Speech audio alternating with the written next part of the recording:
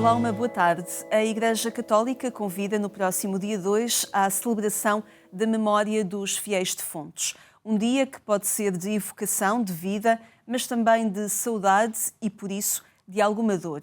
Neste programa recebemos Catarina Bragança Nobre, da Associação Inluto.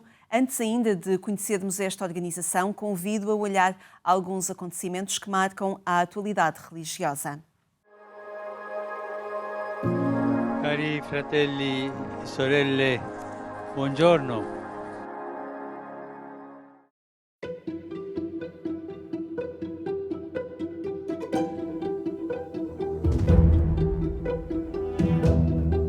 A Semana do Papa fica marcada pelo fim da 16ª Assembleia Geral Ordinária do Sínodo dos Bispos, um momento que encerra 3 anos de trabalho e que projeta a Igreja Católica para o futuro e que na sessão final teve uma surpresa revelada pelo Papa Francisco.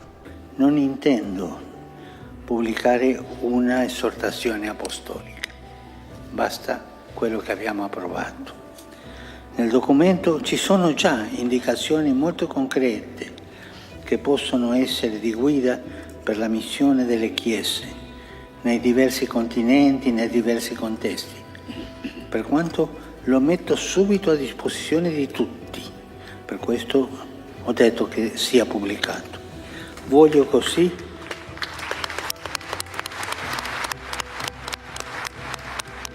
non abbiamo bisogno di una Chiesa seduta e rinunciataria, ma di una Chiesa che raccoglie il grido del mondo. E voglio dirlo, forse qualcuno si scandalizza, una Chiesa che si sporca le mani per servire il Signore.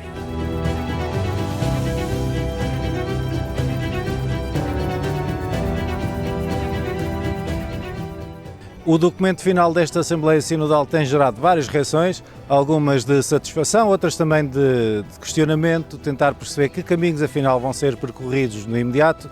Aqui em reportagem no Vaticano procuramos ajudar, falando com vários dos participantes no Sínodo que nos apontam o caminho a seguir nos próximos meses. Chi dice così vuol dire che o non ha letto il documento o ancora non ha capito quello che c'è nel documento, no? E per me temi importanti sono quelli che ci sono nel capitolo 4, no? Ma quando parliamo della trasparenza, per esempio, della corresponsabilità, questi sono temi di importanza maggiore e hanno bisogno anche del tempo per saper declinare, no? Come poi vanno messi in atto da tutti. Allora non sarò d'accordo quando dicono che la montagna ha partorito, no? Almeno secondo me. E l'ha detto anche il Santo Padre nel suo discorso conclusivo del Sinodo, no?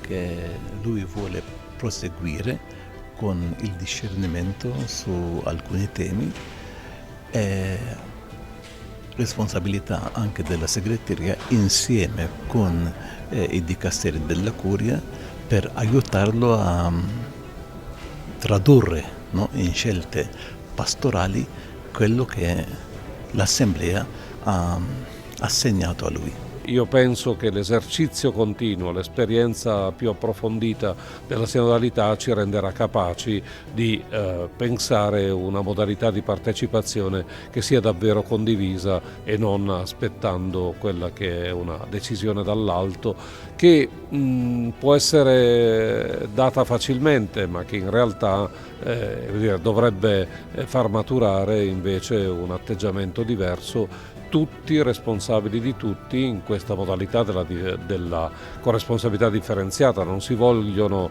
togliere i ruoli, le funzioni, le responsabilità, ma debbono essere vissute a partire da questa condizione di uguaglianza dei tutti, no? Che fa di ciascuno davvero un protagonista della vita del popolo di Dio.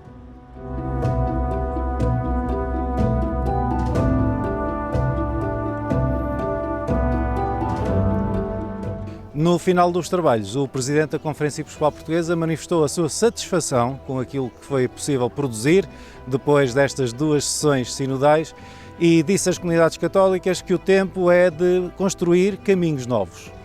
O que é que nós queremos? Então, se a missão é procurar um mundo melhor, então nós temos de dialogar com essas pessoas todas. E temos de não simplesmente dialogar como quem já sabe tudo, mas de quem vai à procura de respostas comuns com todas as instituições da humanidade para encontrarmos caminhos mais viáveis, porque senão a alternativa é aquilo que nós vemos hoje, de violência, de guerra, de destruição, de coisas que são completamente impensáveis e que não têm futuro. Agora, servir de plataforma, que é isso que estamos a falar, que seja capaz de escutar pontos de vista diversos para tentar encontrar caminhos possíveis de solução dos problemas, isso é aquilo que a Igreja tem de começar a fazer em si própria. Não, tem de começar não, porque isto não é um caminho, não partimos do nada, mas para o mundo de hoje, no mundo em evolução tão rápida e profunda, nós precisamos de caminhos novos e de soluções novas. A reportagem da Agência Eclésia ao longo desta sessão sinodal está em destaque este domingo na emissão do programa 70x7 na RTP2, pouco depois das 17h30. Fica então o convite para que possa acompanhar e avaliar aquilo que foram os trabalhos sinodais deste ano. E non dimenticatevi di pregare per me. Arrivederci.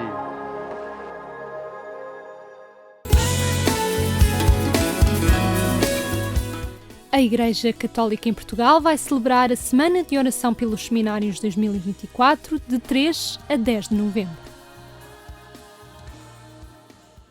A Igreja Católica em Portugal vai celebrar a Semana de Oração pelos Seminários 2024 a partir deste domingo de 3 a 10 de novembro. Dedicar uma semana aos seminários é ter a certeza que as comunidades se lembram destas casas de formação em cada ano.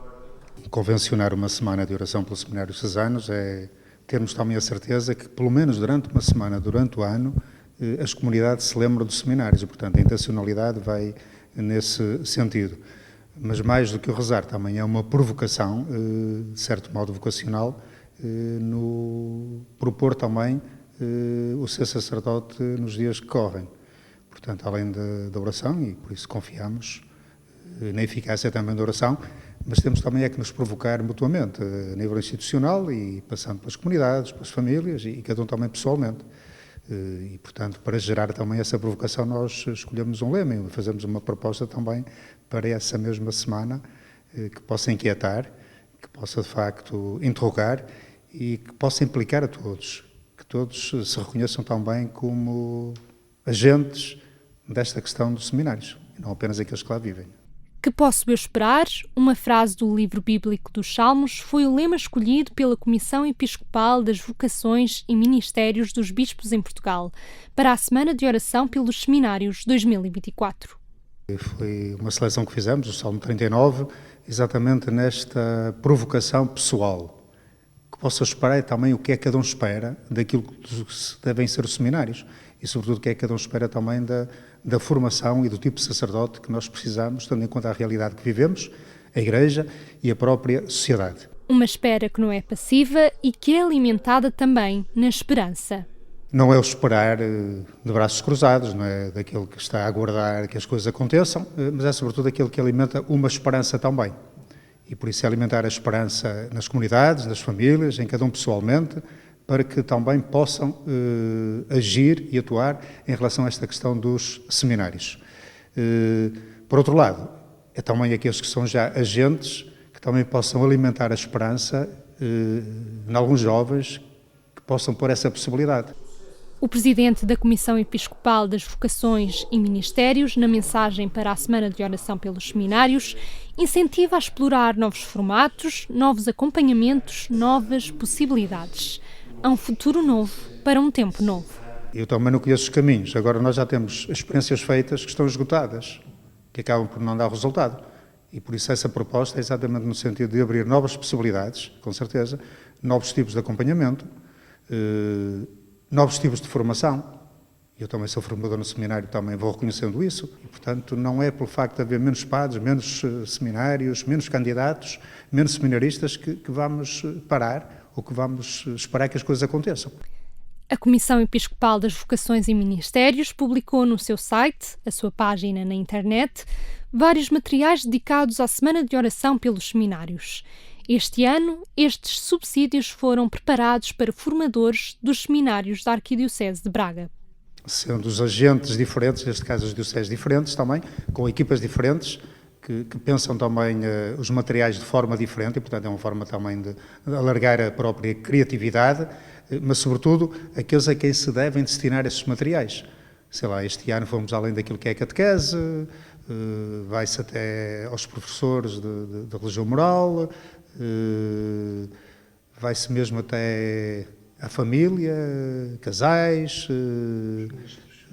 ministros da comunhão, no sentido de envolver uma realidade mais abrangente que possa ser tocada e também se possa interrogar exatamente com esse lema. E, portanto, esse tipo de materiais sendo destinados a grupos diferentes, ou destinados a atores diferentes, pode ser que por aí também devolvamos essa resposta que nós queremos à interrogação que o salmista nos coloca. A Igreja Católica em Portugal convida a divulgar e a provocar, a viver, a celebrar e a rezar durante a Semana de Oração pelos Seminários 2024. Estas e outras notícias estão disponíveis no portal de informação em agência.eclesia.pt. Recebemos agora Catarina Bragança Nobre. Obrigada por estar no nosso programa. Obrigada pela sua companhia. Catarina, perguntava-lhe de que realidade parte para sentirem a necessidade de criar esta associação INLUTO, Associação Portuguesa de Cuidados Integrados no Luto. Olá, muito boa tarde. De facto, esta associação surge pelo facto, nós somos um grupo de psicólogos especialistas no luto, portanto já há alguns anos que trabalhamos com a população enlutada e de facto temos vindo a sentir que há poucas respostas especializadas e de qualidade para apoiar as pessoas que passam por estes processos. Embora a maior parte das pessoas até faça um luto saudável, digamos assim. E seja até uma palavra relativamente corrente na sociedade, apesar de se calhar as pessoas não gostarem muito de se relacionar com ela, mas já lá iremos. Sim. Mas sentem que havia lacunas, quer a nível social, mas também, por exemplo, a nível de respostas de saúde? Sim, completamente. Existem algumas consultas de luto em alguns hospitais e, portanto, isso já acontece, mas de facto não chega à maior parte da população. E, portanto, o nosso objetivo é exatamente chegar a essas pessoas, dar-lhes um apoio psicológico especializado, da mesma forma que queremos chegar, por exemplo, temos outro projeto com as escolas, em que trabalhamos na comunidade escolar, damos formação a professores, a pais e trabalhamos também com os alunos das diversas faixas etárias. Temos também outros projetos neste momento nos hospitais em que formamos equipas médicas exatamente para conseguirem lidar tanto com o seu próprio luto como com o luto das pessoas que perdem, exatamente. E, portanto, temos também aqui uma ação de sensibilização na comunidade, alertar e desmistificar algumas questões sobre estes processos e, portanto, neste momento é isso que vamos fazer. São esses objetivos que procuram desenvolver desde 2021, a altura em que a associação foi criada. Como é que nós nos relacionamos, de facto, com esta palavra luto? É uma palavra que entra na ordem do vocabulário comum, mas corrija-me se estiver errada, Catarina, as pessoas procuram passar rapidamente pelo luto. Sim, exatamente. Eu acho que talvez possa ter a ver com o facto de ser um período de sofrimento e, obviamente, que passar pelo sofrimento é sempre uma coisa difícil, não é? E, portanto, queremos sempre acelerar um processo que, na verdade, não pode nem deve ser acelerado. O luto tem o seu tempo e todos nós temos o nosso tempo do luto, portanto, É um processo universal na medida em que todos nós, mais cedo ou mais tarde, vamos passar por um processo destes, mas também é muito singular na medida em que cada um de nós vivencia esse próprio processo à sua maneira. Também porque se relaciona especificamente com pessoas diferentes, das quais nos estamos a despedir. Exatamente, uma coisa, exatamente, ou seja, o processo de luto tem tudo a ver também com a relação que eu tinha com aquilo que eu perdi. Para nós termos um processo de luto é preciso que esse alguém que estamos a perder tenha sido significativo, não é? E depois, dentro das pessoas que nos são significativas, obviamente que é muito diferente quando eu tenho que elaborar essa perda por alguém que eu tinha mais afeto, com quem eu tinha mais proximidade, ou alguém que era-me um pouco mais distante, não é? De que forma é que é importante também trabalhar os lutos antecipatórios? Preparar o caminho para uma eventualidade, para algo que vai acontecer? E refiro-me também àquilo que pode ser a perda de alguém, mas também uma situação, porque há diferentes lutos que passamos ao longo da nossa vida. Claro. O luto, quando nós falamos de luto, nós não falamos só de perda por morte. Nós falamos de todo o tipo de perda. Um divórcio, uma mudança de um país, a perda de um emprego. Portanto, tudo isso pode acarretar um processo de luto. No que toca ao luto antecipatório que me estava a falar, é exatamente o processo que nós passamos quando temos alguém que nos é muito querido, enfim, doente, exatamente, que é o caso, por exemplo, dos cuidados paliativos lidam muito com esta realidade, mas não só, não é? E, portanto, é quando a morte da pessoa de quem nós amamos está iminente, não é? Em fim de vida, digamos assim. E, de facto, é necessário haver, eu acho que, um trabalho de sensibilização, porque muitas vezes as pessoas nem sequer sabem que efetivamente estão a passar por esse processo. E sim, já estamos a passar por um processo de luto que tem características muito específicas e que pode, aquilo que a literatura nos diz é que pode influenciar depois o próprio processo de luto pós-morte. E, portanto, devemos centrar o processo quer na pessoa que está a passar, neste caso, por uma questão de doença, mas também toda a família, todo um quadro.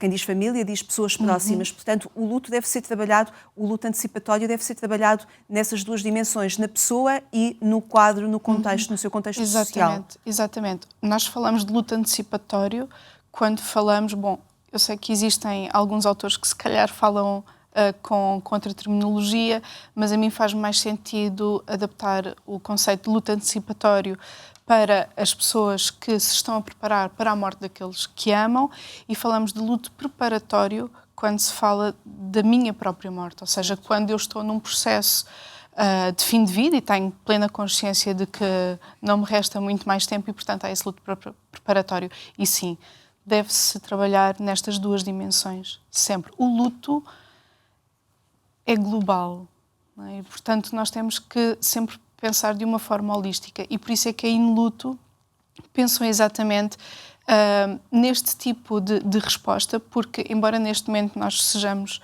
maioritariamente psicólogos, mas aí no luto é para qualquer pessoa que sinta que trabalha com esta área, não é? E, portanto, temos enfermeiros, médicos, capelões, enfim, todas as profissões que acabam por trabalhar com a área da morte, do morrer e do luto. Faz todo o sentido termos na nossa equipe exatamente para uma resposta mais adequada. Mais adequada. Numa sociedade que, como já dissemos, foge do luto, foge de temas da morte, do sofrimento, que oportunidade existe ao quererem trabalhar com crianças e com jovens?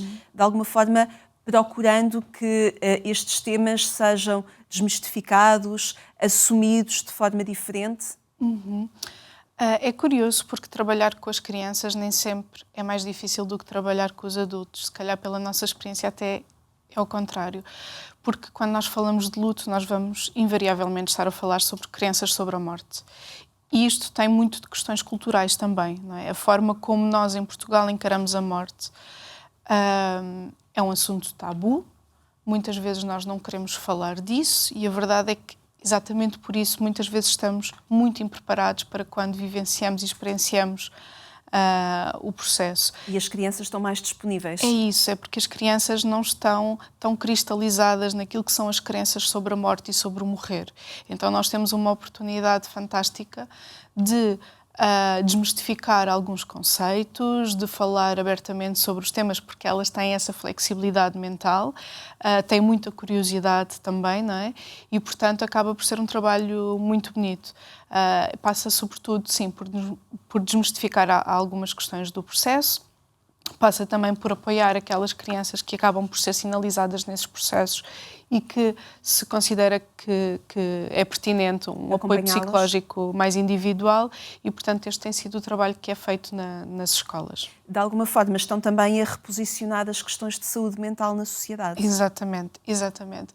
Alertar para o facto de, embora, como eu dizia há pouco, a maior parte das pessoas façam luto sadio, a verdade é que nós temos cerca de 10% da população enlutada que acaba por passar por processos de luto prolongados, ou seja, na gíria patológicos, embora nós não utilizemos esse termo, mas enfim, não é? Para o público perceber exatamente do que é que estamos a falar, pode ser um problema de saúde mental que muitas vezes nos traz repercussões ao nível da saúde física e também mental, não é? Portanto, depois nós podemos ter quadros de depressão, podemos ter até um risco cardiovascular aumentado, portanto, há uma série de repercussões quando nós falamos de um processo de luto prolongado e isso tem que começar a ser olhado efetivamente também pelas entidades de saúde. E por isso, neste momento, também o nosso projeto nos hospitais com os profissionais de saúde das mais diversas áreas, médicos, enfermeiros, auxiliares, exatamente para que saibam responder de forma mais adequada, saibam identificar mais facilmente os processos que efetivamente não se estão a desenvolver da forma mais sadia, não é? E, portanto, poderem encaminhar para quem possa ajudar estas pessoas, sem dúvida nenhuma. Muito bem. Catarina, muito obrigada por nos trazer temas como este e também pelo vosso trabalho. Muitíssimo obrigada por ter estado connosco. Obrigada a si também por nos ter acompanhado nesta tarde. Procure-nos em agência.eclesia.pt a qualquer hora. Aqui na RTP2 marcamos encontro amanhã pelo mesmo horário. Tenham uma excelente tarde. Até amanhã, se Deus quiser.